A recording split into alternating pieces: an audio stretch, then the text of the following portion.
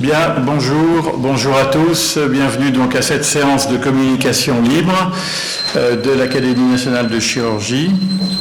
Donc, quelques informations à propos de la vie de l'Académie. La semaine dernière, nous avons fait le séminaire d'installation des jeunes chirurgiens en collaboration avec le Conseil national des jeunes chirurgiens, où nous avons parlé des différents aspects de l'installation en privé, en public, etc.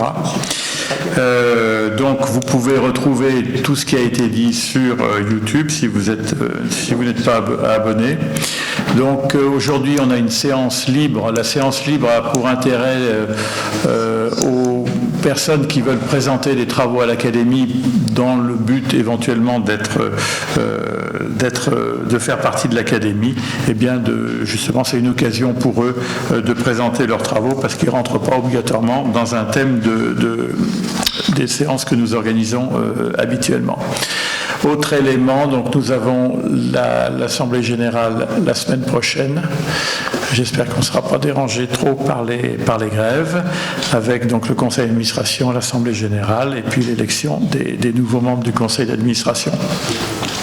Bien, donc je cède la parole à Patrick Coloby qui va nous faire le résumé, le compte-rendu de la séance de la semaine dernière. Merci Patrick. Mesdames les académiciennes, messieurs les académiciens, chers collègues, chers amis, la séance précédente était une séance réalisée par les nouveaux orthopédistes, dont 3 thèmes: la relation avec le patient, les technologies innovantes et la recherche. Jérôme Villeminot nous a parlé du patient connecté, de la qualité des soins. Un patient connecté est un patient en lien avec son médecin, humanisé, mieux informé, mieux éduqué, engagé dans son parcours de soins, fidélisé. Cette connexion se fait en préopératoire, le temps du recueil des données, de l'analyse des données, de la décision médicale partagée, de l'information, mais aussi dans le suivi post-opératoire aidé par l'outil digital. L'application Hortense qu'il utilise est un appui à la gestion des risques et un appui à la recherche et permet une évaluation du patient et donne au chirurgien la connaissance de la certification du patient. Il nous a parlé également du projet développé par la Softcode, valoriser l'orthopédie par la qualité des soins. Et il pense que l'évolution de notre système de santé doit se faire sur la qualité des soins et non sur la quantité, et donc vers son pilotage et son financement par cette qualité des soins. Il y a eu beaucoup de commentaires et de questions sur la sécurité des données, sur la sûreté de l'archivage. Et un commentaire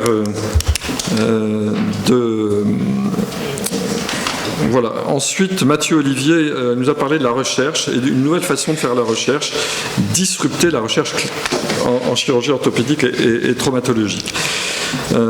Il veut prendre le problème en sens inverse. Qu'est-ce que je veux en tant que chercheur? Publier un article scientifique original et intéressant pour mes pairs dans une revue majeure avec une charge de travail la plus limitée possible. Et donc pour cela, oublions le recueil prospectif d'une large base de données et utilisons nos confrères et sœurs de la Société française de biomécanique et le Collège français d'anatomie. Utilisons les bases de données préexistantes comme le SNIRAM, le PMSI, SIGAPS, World of Science, et utilisons également des anciennes bases de données qui peuvent également être utilisées en modifiant les perspectives et les modes d'extraction, en utilisant notamment sur le plan statistique la méthode machine learning qui permet aux ordinateurs d'apprendre sans avoir été programmés explicitement à cet effet, autrement dit de trouver des réponses sans que les questions posées ne soient restrictives. Et un commentaire de Philippe Marr, finalement, le rêve de tout chercheur est de trouver ce que l'on n'a pas cherché.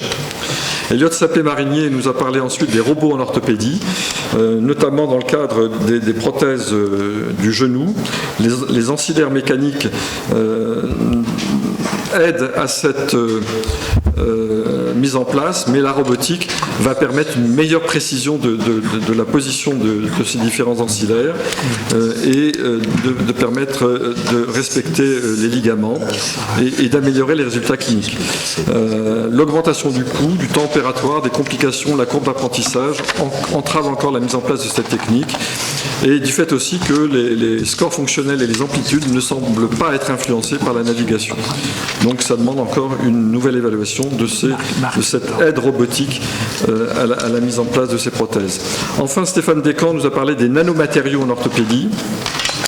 Les propriétés mécaniques d'un implant orthopédique sont d'une extrême importance, mais les propriétés de la surface ne le sont pas moins. En effet, le contact entre le tissu et l'implant joue un rôle important. Et donc, si la surface d'un implant est destinée à avoir une bioactivité, qu'elle soit antibactérienne, stimulant la repousse osseuse ou autre, la maîtrise de cette activité au niveau nanométrique permet d'en décupler l'effet.